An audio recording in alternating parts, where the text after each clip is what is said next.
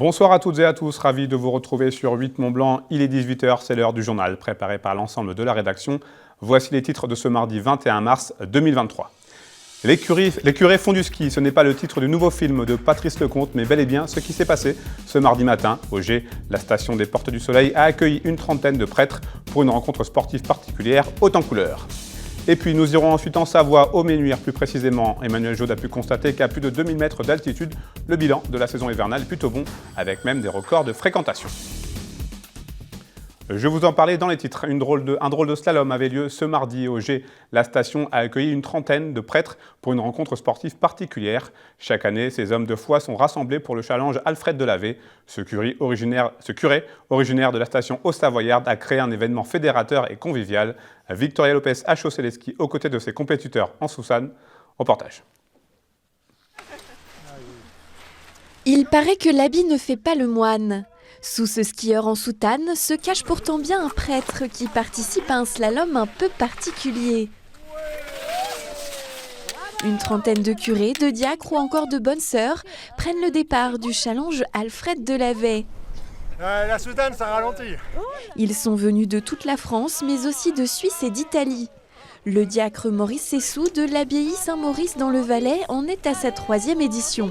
C'est un challenge de l'amitié, de la fraternité, de la solidarité entre les prêtres. Et donc c'est un moment de plaisir, de fraternité, un moment de joie qu'il ne faut surtout pas rater. Je pense que c'est très bien, je reviens chaque fois. Toujours plus aguerri, toujours plus au taquet. Je suis bien dans mes bottes et je peux skier un peu plus allègrement qu'avant. Le ski était la grande passion d'Alfred Delavet. Originaire des Gets et prêtre à Châtillon-sur-Cluse, il a eu l'idée de cette rencontre en 1962. Victime d'un accident fatal en 1965 dans le massif du Mont-Blanc, sa famille et les prêtres de l'Arc alpin ont eu à cœur de perpétuer le challenge qu'il avait créé. Chaque année, on change de station et de pays. Une fois l'Italie, une fois la France, une fois la Suisse. Le principe, c'est arriver le dimanche soir, une course de ski de fond le lundi matin, un pot d'accueil. On a fait hier soir à 17h une belle messe avec notre évêque d'Annecy à 18h30. Et le mardi matin, c'est le géant. Et le mercredi, c'est une journée ski libre pour ceux qui restent.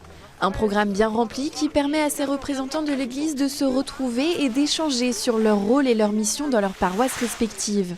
On a très peu d'occasions de parler ensemble et voir même ce qu'on fait en France, en Italie, en Suisse, c'est très drôle et intéressant. Il y a des prêtres un peu âgés, il y a des plus jeunes, donc il y a des Africains, il y a des Français, donc les mélanges et les différentes expériences de chacun. Je suis passionné des skis, passionné des montagnes et de retrouver mes amis qui partagent la même passion, la même joie de vie. Et en plus, il faut s'épanouir, il faut partir, il faut sortir un peu de chez soi, n'est-ce pas, pour prendre un peu l'air, la montagne, prendre distance de tous les soucis pour revenir et mieux assumer la mission qui nous est confiée. La 61e édition du Challenge Delavet se terminera ce mercredi sur les pistes de la station des Gets qui accueillait la rencontre pour la 9e fois. En 2024, les prêtres auront rendez-vous à Courmayeur. On reste en montagne. Les vacances de février passées, de nombreuses stations commencent à tirer les premiers bilans de cet hiver 2022-2023. Et si les conditions climatiques n'ont pas épargné de nombreuses destinations de moyenne altitude, à plus de 2000 mètres, la tendance semble s'inverser. En effet, plusieurs domaines skiables d'altitude affichent même de nouveaux records de fréquentation. C'est notamment le cas au Ménuire, dans la vallée des Bellevilles. Emmanuel Jaude était sur place ce matin. On regarde son reportage. Au pied des pistes, de nombreux vacanciers continuent de profiter des domaines skiables d'altitude. Car si cet hiver, à l'instar des dernières années, a encore été des plus atypiques, de nombreux observateurs s'accordent à dire qu'à partir de 2000 mètres, cette saison 2022-2023 est en passe d'établir un nouveau record de fréquentation. Aujourd'hui, on est en moyenne sur la saison à plus 4 points en taux d'occupation. Donc par rapport à une année record l'année dernière. Donc c'est quand même très satisfaisant. Avec un très bon mois de décembre, un très bon mois de janvier, voire excellent, plus 15 points de taux d'occupation sur le mois de janvier. Un mois de février qui s'est tenu avec surtout un bon niveau de consommation. Un mois de mars qui est à peu près équivalent à celui de l'année dernière. Et puis le mois le plus compliqué, c'est vraiment le mois d'avril, où effectivement là, la baisse se fait sentir plus nettement. Et on retrouve sur le podium France, Angleterre, Belgique, Pays-Bas, Allemagne, et puis ensuite l'Europe de l'Ouest au sens large, Europe de l'Est, et ensuite les marchés un peu plus lointains. Avec la venue de nouveaux publics renforcés par un mois de janvier pendant lequel la station affichait complet, l'hiver aurait déjà été très bon pour les Ménuires. Mais cette année, de nombreux vacanciers ont également décidé de consacrer pendant leur séjour au sport d'hiver un budget moyen bien supérieur aux dernières années. Je pense que les gens rechignent un peu moins. Il y a peut-être eu aussi un ras-le-bol, avec tout ce qui s'est passé ces dernières années. Les gens partaient plus trop en vacances et tout, donc peut-être que maintenant les gens ont envie aussi de se faire plaisir. Mais c'est sûr que les gens rechignent un petit peu moins. En tout cas, c'est un ressenti très personnel. Après, voilà, je ne sais pas exactement ce qu'il en est, mais mon ressenti, oui, c'est sûr que c'est ça.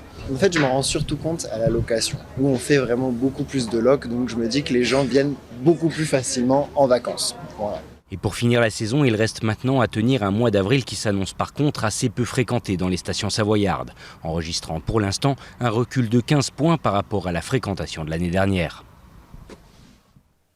Construite en 1958, la caserne des sapeurs-pompiers d'Annecy Centre, située juste à côté de la place des Romains, va être totalement reconstruite sur le même site. Les 3500 m² organisés sur 5 niveaux n'étant aujourd'hui plus adaptés, ces travaux étaient devenus tout simplement indispensables. La démolition du site actuel devrait démarrer en 2024 et le chantier durera au moins 2 ans pour s'achever en 2027. Coût total de l'opération, plus de 20 millions d'euros. Le département de la Haute-Savoie va assurer 65% du financement, le reste restant à la charge des collectivités. Les grandes lignes de ce projet d'envergure ont été présentées ce mardi après-midi. On écoute quelques précisions recueillies sur place. Ça faisait partie des priorités absolues en termes d'immobilier. Il y en a plein d'autres, parce qu'on va se retrouver sur une quinzaine de projets, soit de reconstruction, soit de réhabilitation, soit de regroupement de casernes. Pour moi, elles ont toutes la même valeur, mais celle-ci, j'en avais fait ma priorité absolue. Il y a la moitié de la caserne qui est désaffectée, qui est fermée pour des questions de sécurité.